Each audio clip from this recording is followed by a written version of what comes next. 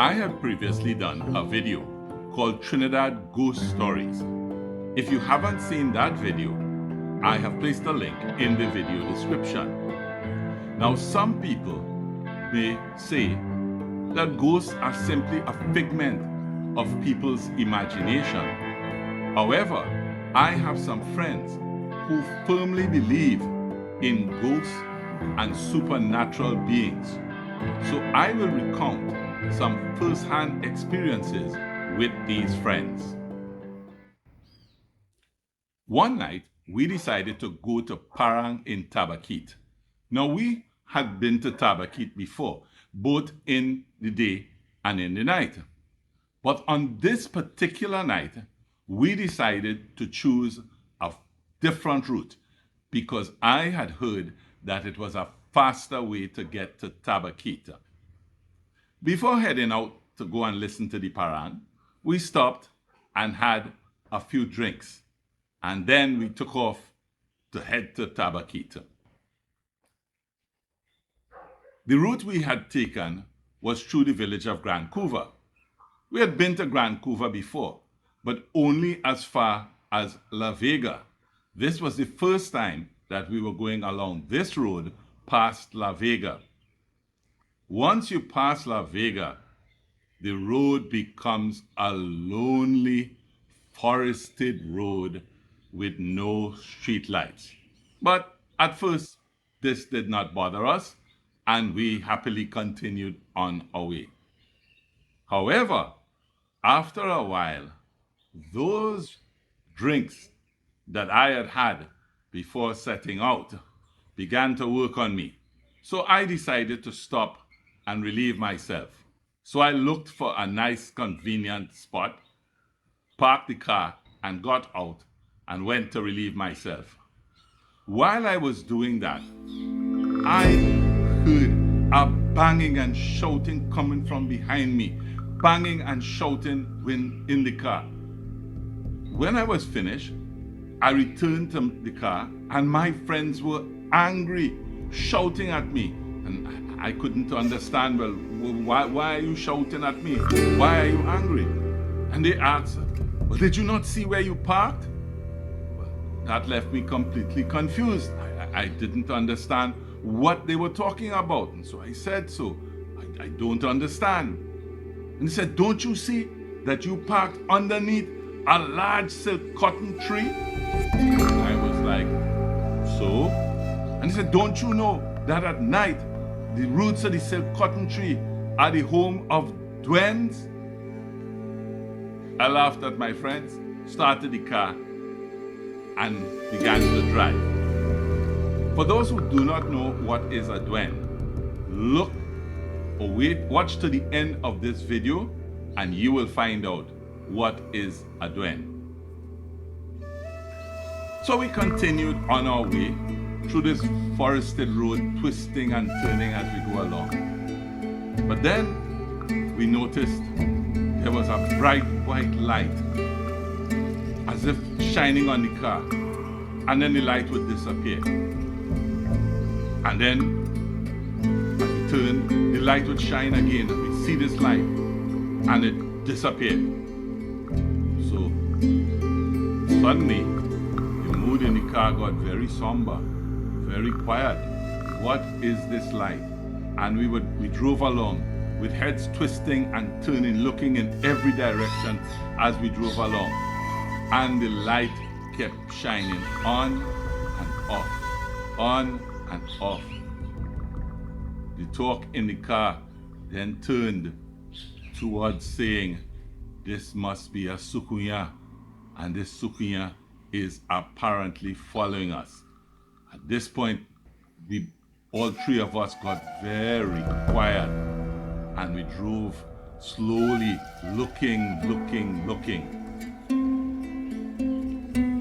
Then we turned a corner and we saw an old wooden house built in a long ago estate style, all alone in the forest. Nothing around this house but trees and the road passing in front of it. And to the front of the house, was a long-time kerosene lantern. And then it dawned on us what had been happening. The light of that kerosene lantern was penetrating for miles through the forest. And as the car twisted and turned on this winding road, we would be able to see the light and then darkness. And as the car turned in another direction, we'd be able to see the light and then darkness. Finally, the mystery of the light was solved. And it felt as if a great weight had been lifted off of our shoulders. And we continued on our way towards Tabaquite and that sweet traditional para. Needless to say, at 3 a.m. the next morning, when we left Tabaquite, we took a different route to go home. For those who do not know what a Soucouyant is, this is an old woman who at night sheds her skin and turns into a ball of fire and roams around sucking on the blood of others. One time, a group of my friends had rented a house in Diablesse. In those days, I was working full-time and so could not leave until the Friday evening. One of the guys who had accompanied me to the parang in Tabaquite was also working full-time in those days and also could not leave until the Friday evening. So we agreed to go together in one car. The route we took to head to Diablesse was over the hills from Diego Martin into Maraval. As we were proceeding along the way, we came to a traffic jam. A vehicle had plunged over the side of the hill and gone down a precipice, and there were other vehicles trying to pull that vehicle back up the hill onto the road. It took quite a while before they got the vehicle back up the hill, and so it was night. It was not until nighttime that we finally proceeded again along our way. Now, going to Diablesse at night was not something that was unusual for us. We had done that several times before. Indeed, there was one time where we had rented a house in Diablesse for an entire week, and every morning would get up at 4 a.m., bathe, dress, and then head from Diablesse to Port of Spain to go to work. And then in the evening, would drive back to Diablesse to line with our friends. So going to Diablesse at night was not an unusual occurrence.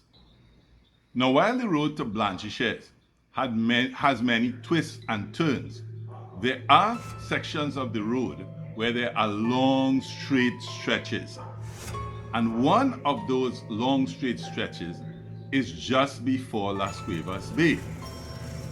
We were proceeding along that stretch, and towards the end of the stretch, I noticed a young Spanish lady in a long dress standing at the side of the road. As I passed her, I stopped and put the car in reverse. My friend grabbed my hand and pushed the car back into drive and said, "What are you doing?" So I said, "Well, I'm going to offer her a ride to find out. I'm going to ask her and find out if she's going to one of the villages before Diablesse, and I'll offer her a ride to go to Diablesse."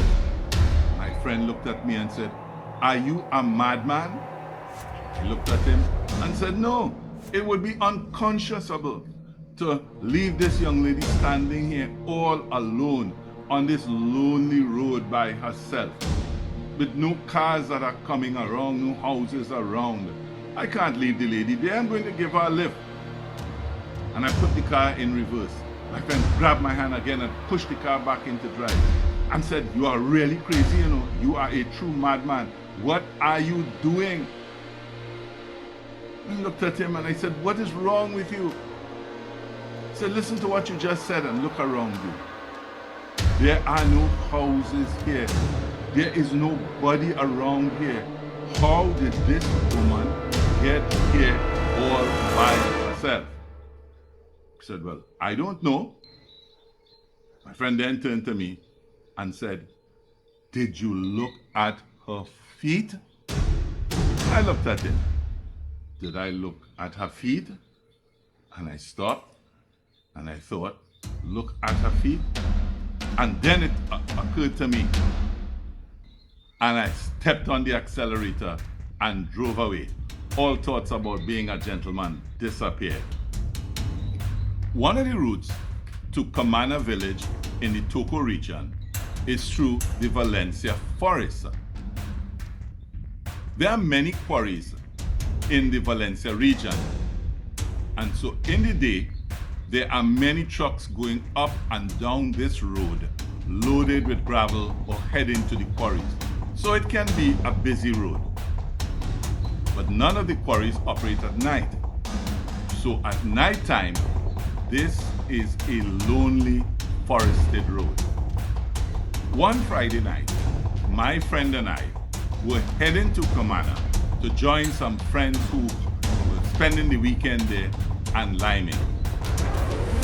As we came along one of the long stretches on that road, I saw a young Indian girl in a long dress standing at the side of the road. So I slowed and then stopped. My friend turned to me and said, what are you doing? So I explained, I'm going to reverse and offer her a lift to wherever she's going. She might be going to Matura or one of the other villages. I'm going to give her a lift. My friend looked at me and he said, you are really crazy. When will you ever learn? I looked at him. When will I ever learn what? He said, did you look at her feet? And I said, no, I can't see her feet. She has on a long dress. He said, exactly. And look around. There are no houses around here. Nobody else but this woman standing on the edge of the forest at the side of the road. And then I realized, and I decided that on that night, it was better to display some discretion than to try to be a gentleman. For those who didn't realize, the previous two incidents were about a Diablesse. My friend strongly believes in the legend of the Diablesse. A Diablesse is a tall woman of striking beauty who wears a long dress and appears at the side of the road or on forest paths. The reason for the long dress is because she has a cloven foot, and the cloven foot has come about because of a deal that she made with the devil. Under that deal, she has exchanged her soul and given her soul to the devil, and in exchange she was given eternal beauty. Diablesse will be found on lonely roads and paths, usually at the side of or in a forested area, and she will charm men and cause them to follow her into the forest, and then she disappears. The poor men then become stuck in the forest, not able to find their way back out, and stumble around until they fall to their death, either by falling down a ravine or falling into a river. And that is what is a Diablesse and what my friend is afraid of. While the previous incidents were things that I had personally been involved in, This other one is not something that I was personally involved in, but I've been through the areas many times and can vouch for the loneliness of the roads in that area. In the 1940s, Point Fortin was a small village. The oil fields were developing, so there was work in the area, but in comparison to what we see today, Point Fortin was a small village. The main means of transport in and out of the village would have been by means of the bus service. One night, the bus driver and conductor were sitting at the bus shed waiting to make the last trip out of Point Fortin to San Fernando. It was the midnight run. As they waited, they engaged in simple conversation as a means of passing the time. While they were talking, they heard a grunt. And then they heard another grunt. That was not so unusual because at the time, many people in the village reared pigs, both for sale and for home consumption. And occasionally, one of these pigs would escape and roam the roads of the village. So it was not unusual to hear a grunt late at night after 11. But then they heard another grunt, this time a bit louder. They looked around but didn't see anything. And then they heard a much louder grunt, and the walls of the bus shed shook and the kerosene lantern started swaying. The two men jumped up, ran from the bus shed straight into the bus, and looked around, but didn't see anything. They nervously looked at each other and laughed, and then continued to wait for midnight. Eventually, they heard the whistle from the nearby oil fields, signaling the end of the shift, signaling that it was midnight. And little by little, workers from the nearby oil field workshops began filing down the road towards the bus, and then warily got into the bus. And so at 12:15, which was the scheduled departure time, the bus took off from Point Fortin, filled with the weary workers. As soon as the bus left Point Fortin, all the workers fell asleep in the bus, and the bus continued on its way, making its scheduled stop in Gonzales and in Vance River. And bit by bit, the workers got off the bus, so that by the time they had left Vance River, there were only 2 workers left on the bus, and they were fast asleep. Now, the next stop after Vance River was in Vessigny.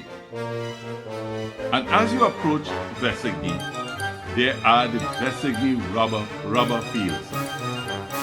This was one of government's attempts at economic diversification.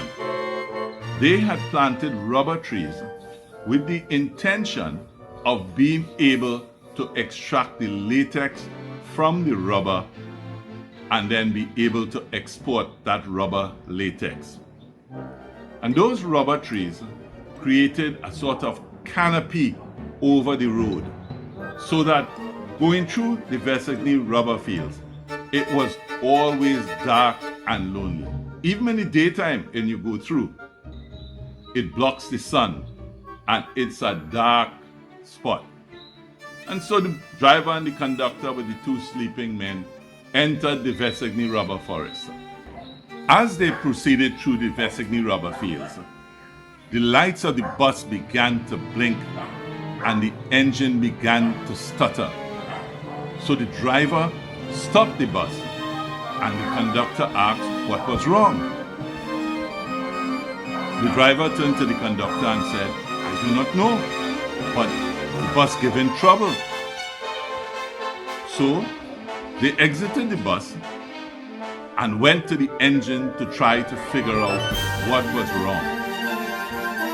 They looked at all the connections, they tugged on the wire, they checked to see if the clamps on the battery were still firmly attached, but couldn't figure out what was wrong with the bus. In the meantime, all around them, they could hear the hoots of owls, the croaking of frogs, and the chirping of cicadas. And in the bus, the two workers were still fast asleep.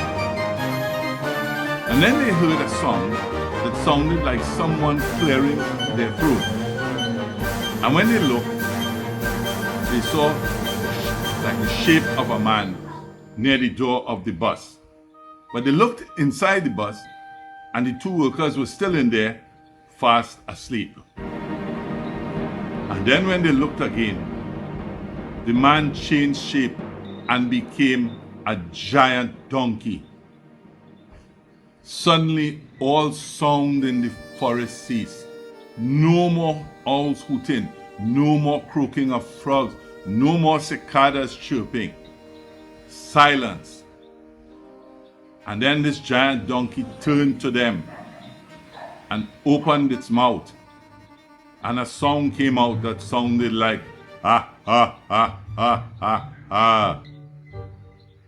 And then the donkey turned and began to walk away. And as the sound of its hoofs faded, the normal night songs of frogs and owls resumed. And the lights of the bus came on full, and the bus engine roared back to life. What the men had seen was a Lagahoo. A Lagahoo is a shape-shifting monster that starts off with a human form and it then is able to shape-shift into various animals, and so can take the shape of a horse, of a donkey, of a goat, of a pig, can take the shape of any animal, and is also able to alter its size. So it can go from tiny to gigantic all in an instant. In the early part of this video, I said I would explain what a Douens is. Douens are children who died before being baptized and so are forced to roam the earth forever. Douens have feet that face backward, and their faces have no distinguishing feature except a mouth. Douens are usually found in the roots of the Soucouyant tree, and they like to play pranks. They like to raid gardens. They particularly play pranks on children, and often they have the ability to call to children in their parents' voice and lure the children towards them, where they then lead the children deep into the forest, where the children then become lost and are unable to find their way back out. I hope you liked this video and that you enjoyed the content. If you liked it, please share it with others who may enjoy it. And if you want to see other content from this channel, select one of the videos that is appearing on your screen now.